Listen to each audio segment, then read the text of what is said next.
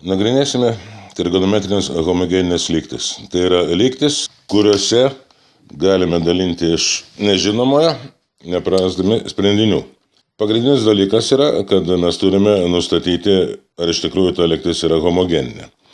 Taigi, štai matome standartinį pavidalą pirmo laipsnio homogeninės lygties ir antro laipsnio homogeninės lygties pavidalą, kaip jin turėtų atrodyti. Abiejose lygtyse tiek sinuso, tiek kosinuso kampai yra vienodi.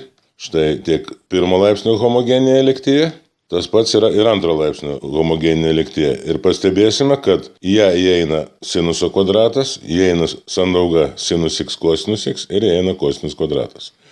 Ir kas svarbiausia, jokio laisvo nario, tai yra jokio skaičiaus nėra, tai yra lygybė yra prilyginta nuliui. Taigi dabar kaip pažinti, kad lygtis yra homogeninė būtent sinuso ir kosinuso funkcijų atžvilgiu. Pirma, tai turi būti abiejų funkcijų kampai arba argumentai vienodi, po x, po 2x, po 3x, arba bet kokia trupmeninė, bet būtinai tiesinė funkcija. Toliau, antras požymis nėra laisvojo nario.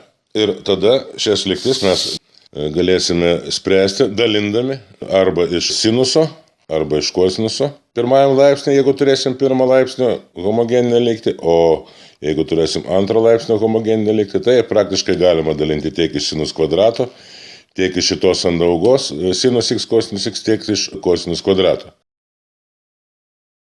Taigi pradžiai pabandysime pateikti kelis pavyzdžius, kaip pažinti, kad lygtis iš tikrųjų yra homogeninė. Ir būtent štai pateikti pavyzdžiai, kad lygtis yra pirmo laipsnio homogeninė.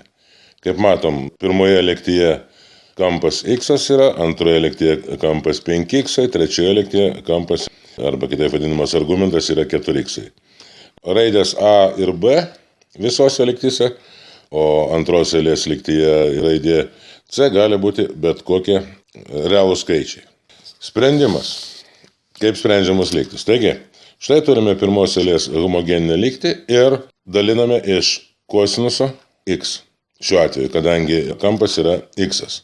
Ir būtinai turėtume parašyti paaiškinimą, kodėl ta lygtis yra homogeninė. Ir pažymėti, kad dalindami iš kosinus x mes neprarasim sprendinių. Taigi, padalinę iš kosinuso mes gaunam štai tokią išraišką. Aišku, žinome, kad sinusas dalintas iš kosinus yra tangentas, taigi gauname lygtį su tangentu ir įsprendę lygtį tangento atžvilgiu mes gauname paprastą trigonometrinę lygtį su tangentais. Nepriklausomai nuo gauto skaičiaus dešinėje pusėje, sprendinio radimui naudosime bendrą formulę.